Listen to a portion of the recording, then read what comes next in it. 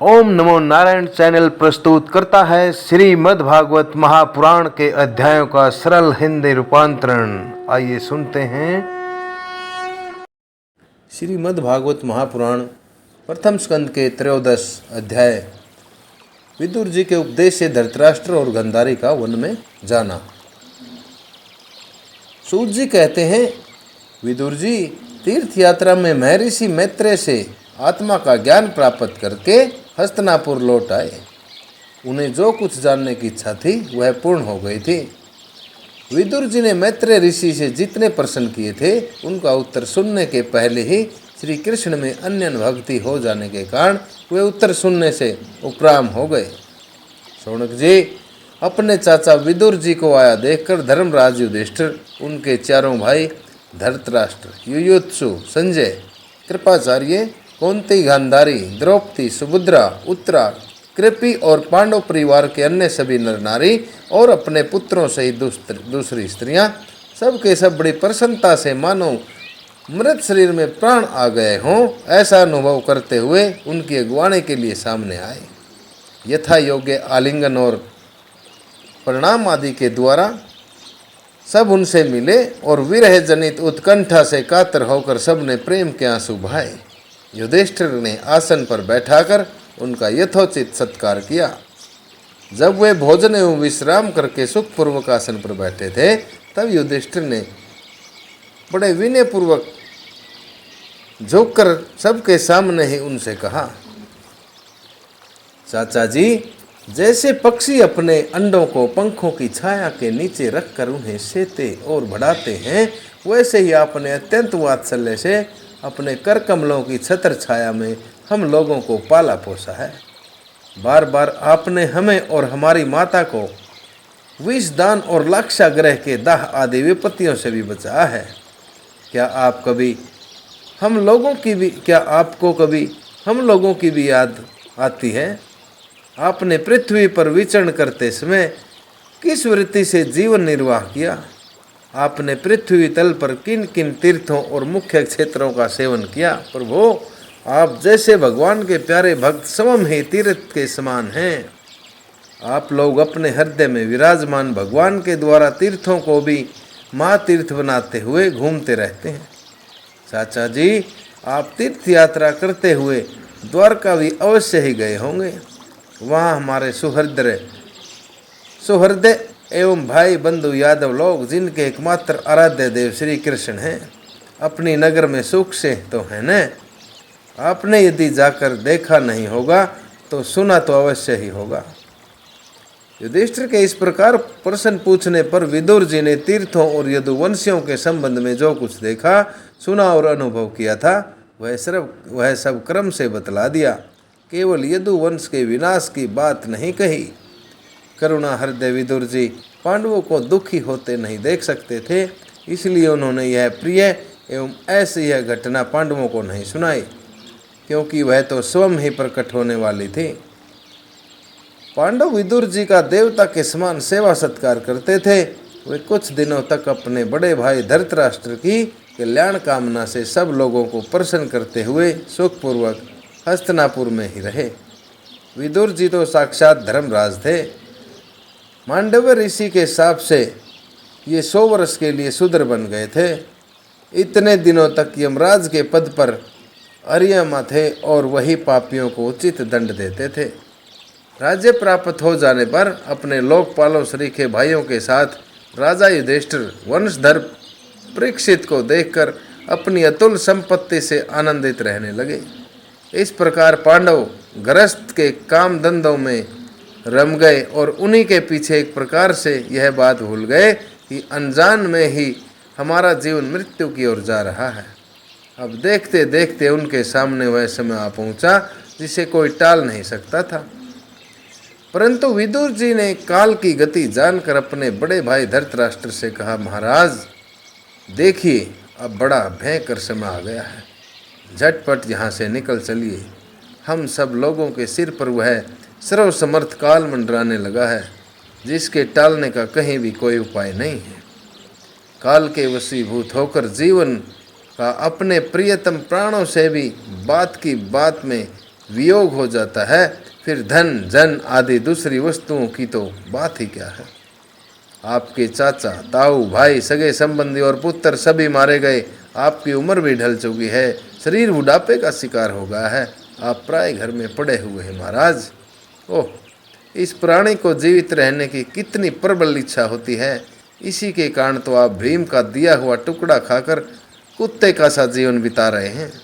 जिनको आपने आग में जलाने की चेष्टा की थी, जिन भीम और पांडवों को आपने आग में जलाने की इच्छा की थी, विष देकर मार डालना भी चाहा था, भरी सभा में जिनकी विवाहिता पत्नी को अपमानित किया था, जिनकी भूमि और धन छीन लिए, उन्हीं के अन्न से पले हुए प्राणों को रखने में क्या गौरव की बात है महाराज। आपके अज्ञान की तो हद हो गई कि अब भी आप जीना चाहते हैं, परंतु आपके चाहने से क्या होगा। पुराने वस्त्र की तरह बुढ़ापे से गला हुआ आपका शरीर आपके नए चाहने पर भी कमज़ोर हुआ जा रहा है। अब इस शरीर से आपका कोई स्वार्थ सधने वाला नहीं है। इसमें फंसिए मत, इसकी ममता का बंधन काट डालिए। जो संसार के संबंधियों से अलग रहकर उनके अनजान में अपने शरीर का त्याग करता है, वही धीर कहा गया है। चाहे अपनी समझ से हो या दूसरे के समझाने से, जो इस संसार को दुख रूप समझकर इससे विरक्त हो जाता है और अपने अंतःकरण को वश में करके हृदय में भगवान को धारण कर संन्यास के लिए घर से निकल पड़ता है, वही उत्तम मनुष्य माना गया है। इसके आगे जो समय आने वाला है वह प्राय मनुष्यों के गुणों को घटाने वाला होगा। इसलिए आप अपने कुटुंबियों से छिपकर उत्तराखंड में चले जाइए। जब छोटे भाई विदुर ने अंधे राजा धृतराष्ट्र को इस प्रकार समझाया, तब उनकी प्रज्ञा के नेत्र खुल गए। वे भाई बंधुओं के सुदृढ़ स्नेह पासों को काटकर अपने छोटे भाई विदुर के दिखलाए हुए मार्ग से निकल पड़े।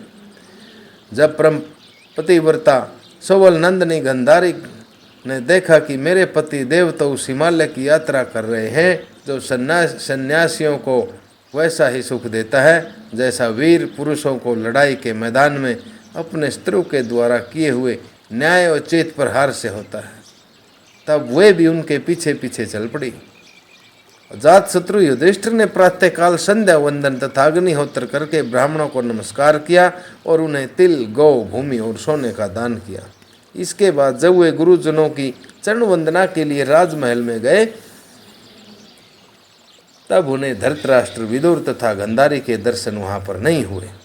युधिष्ठिर के उद्विग्न चित्त होकर वहीं बैठे हुए संजय से पूछा, संजय, मेरे वे बूढ़े और नेत्रहीन पिता धृतराष्ट्र कहाँ हैं?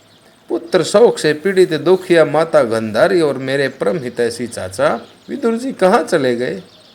ताऊ जी अपने पुत्रों और बंधु बांधवों के मारे जाने से दुखी थे। मैं बड़ा मंदबुद्धि हूँ, लेकिन मुझसे किसी अपराध की आशंका करके वे माता गंधारी सहित गंगा जी में तो नहीं कूद पड़े। जब हमारे पिता पांडु की मृत्यु हो गई थी और हम लोग नन्हे नन्हे बच्चे थे, तब इन्हीं दोनों चाचाओं ने बड़े बड़े दुखों से हमें बचाया था। वे हम पर बड़ा ही प्रेम रखते थे। आए, वे यहाँ से कहाँ चले गए? सूत जी कहते हैं, संजय अपने स्वामी धृतराष्ट्र को न पाकर कृपा और स्नेह की विकलता से अत्यंत पीड़ित और विरहातुर हो रहे थे। वे युधिष्ठिर को कुछ उत्तर न दे सके। फिर धीरे धीरे बुद्धि के द्वारा उन्होंने अपने चित्त को स्थिर किया, हाथों से आंखों के आंसू पोंछे और अपने स्वामी धृतराष्ट्र के चरणों का स्मरण करते हुए युधिष्ठिर से कहा। संजय बोले, कुलनंदन, मुझे आपके दोनों चाचा और गंधारी के संकल्प का कुछ भी पता नहीं है। हे महाबाहो, मुझे तो उन महात्माओं ने ठग लिया। संजय इस प्रकार कह ही रहे थे कि तंबरू के साथ देव ऋषि नारद जी वहां आ पहुँचे। महाराज युधिष्ठिर ने भाइयों सहित उठकर उन्हें प्रणाम किया और उनका सम्मान करते हुए बोले। युधिष्ठिर ने कहा, भगवान, मुझे अपने दोनों चाचाओं का पता नहीं लग रहा है। न जाने वे दोनों और पुत्र शोक से व्याकुल तपस्विनी माता गंधारी यहाँ से कहाँ चले गए। भगवान, अपार समुद्र में कर्णधार के समान आप ही हमारा पारदर्शक हैं। तब भगवान के परम भगत देव ऋषि नारद ने कहा, धर्मराज, तुम किसी के लिए शोक मत करो, क्योंकि यह सारा संसार ईश्वर के वश में है। सारे लोक और लोकपाल विवश होकर ईश्वर की ही आज्ञा का पालन कर रहे हैं। वही एक प्राणी को दूसरे से मिलाता है और वही एक प्राणी को दूसरे प्राणी से अलग कर देता है। जैसे बैल बड़ी रस्सी में बंधे और छोटी रस्सी से नथे रहकर अपने स्वामी का भार ढोते हैं, उसी प्रकार मनुष्य भी वर्ण आश्रम आदि अनेक प्रकार के नामों से वेद रूप रस्सी में बंधकर ईश्वर की आज्ञा का अनुसरण करते रहते हैं। जैसे संसार में खिलाड़ी की इच्छा से ही खिलौनों का संयोग और वियोग होता है, वैसे ही भगवान की इच्छा से ही मनुष्यों का मिलना बिछुड़ना होता है। तुम लोगों को जीवन रूप से नित्य मानो या देह रूप से अनित्य, अथवा जड़ रूप से अनित्य और चेतन रूप से नित्य, अथवा शुद्ध ब्रह्म रूप में नित्य अनित्य, कुछ भी न मानो। किसी भी अवस्था में मोहजन्य इच्छा के अतिरिक्त वे शोक करने योग्य नहीं हैं। इसलिए धर्मराज, वे दीन दुखी चाचा चाची असहाय अवस्था में मेरे बिना कैसे रहेंगे? इस ज्ञान जन्य मन की विकुलता को छोड़ दो। यह 5 भौतिक शरीर काल, कर्म और गुणों के वश में है। अजगर के मुंह में पड़े हुए पुरुष के समान वह पराधीन शरीर दूसरों की रक्षा ही क्या कर सकता है? हाथ वालों के बिना हाथ वाले, 4 पैर वाले पशुओं के बिना पैर वाले, और उनमें भी बड़े जीवों के छोटे जीव आहार हैं। कहने का अभिप्राय यह है कि हाथ वालों के बिना हाथ वाले, कि जिनके हाथ हैं, जिन लोगों के हाथ या पशु पक्षियों के हाथ हैं, वो बिना हाथ वालों को, और 4 पैर वाले पशु बिना पैर वालों को, और बड़े जीव हैं जो छोटे जीवों को अपना आहार बना ही लेते हैं। यही सृष्टि का नियम है। जब एक जीव दूसरे जीव के जीवन का कारण हो सकता है, जब एक जीव दूसरे जीवन के ऊपर निर्भर हो सकता है, इन समस्त रूपों में जीवों के बाहर और भीतर वही एक सोम प्रकाश भगवान, जो संपूर्ण आत्माओं के आत्मा हैं, माया के द्वारा अनेकों प्रकार से प्रकट हो रहे हैं। तुम केवल उन्हीं को देखो। महाराज, समस्त प्राणियों को जीवन दान देने वाले वे ही भगवान इस समय इस पृथ्वी तल पर देवद्रोहियों का नाश करने के लिए काल रूप से पैदा हुए हैं। अब वे देवताओं का कार्य पूरा कर चुके हैं। थोड़ा सा काम और शेष है, उसके लिए वे रुके हुए हैं। जब तक वे प्रभु यहाँ हैं, तब तक तुम लोग भी उनकी प्रतीक्षा करते रहो। धर्मराज, हिमालय के दक्षिण भाग में जहाँ सप्त ऋषियों की प्रसन्नता के लिए गंगा जी ने अलग अलग 7 धाराओं के रूप में अपने को 7 भागों में विभक्त कर दिया है, अपने को 7 भागों में बांट दिया है, जिसे सप्त स्त्रोत कहते हैं, वहीं ऋषियों के आश्रम पर धृतराष्ट्र अपनी पत्नी गंधारी और विदुर के साथ गए हैं। वहाँ वे त्रिकाल स्नान और विधि पूर्वक अग्निहोत्र करते हैं। अब उनके चित्त में किसी प्रकार की कोई कामना शेष नहीं रह गई है। वे केवल जल पीकर शांत चित्त से निवास करते हैं। आसन जीतकर प्राणों को वश में करके उन्होंने अपनी 6 इंद्रियों को विषयों से लौटा लिया है। भगवान की धारणा से उनके तमोगुण, रजोगुण और सत्वगुण के मल भी नष्ट हो चुके हैं। उन्होंने अहंकार को बुद्धि के साथ जोड़कर और उसे क्षेत्रज्ञ आत्मा में लीन करके उसे भी महाकाश में घट आकाश के समान सर्वाधिष्ठान ब्रह्मा में एक कर दिया है। उन्होंने अपनी समस्त इंद्रियों और मन को रोककर समस्त विषयों को बाहर से ही लुटा दिया है और माया के गुणों से होने वाले परिणामों को सदा सदा के लिए मिटा दिया है। समस्त कर्मों का संन्यास करके वे इस समय ठूंठ की तरह स्थिर होकर बैठे हुए हैं। अतः तुम उनके मार्ग में विघ्न रूप मत बनना।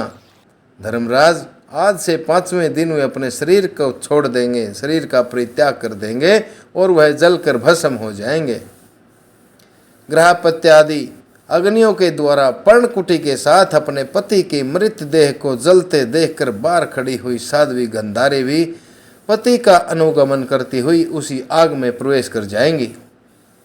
युधिष्ठिर, विदुर जी अपने भाई का आश्चर्यमय मोक्ष देखकर हर्षित और वियोग देखकर दुखित होते हुए वहां से तीर्थ सेवन के लिए चले जाएंगे। देव ऋषि नारद यूं कहकर तंबूरों के साथ स्वर्ग को चले गए। धर्मराज युधिष्ठिर ने उनके उपदेशों को हृदय में धारण करके शोक को त्याग दिया। इस प्रकार श्रीमद्भागवत महापुराण परमहंस्याम संहितायाम प्रथम स्कंद के नैमिषी योपाख्याने त्रयोदशो नामक अध्याय। ओम नमो भगवते वासुदेवाय। ओम नमो भगवते वासुदेवाय।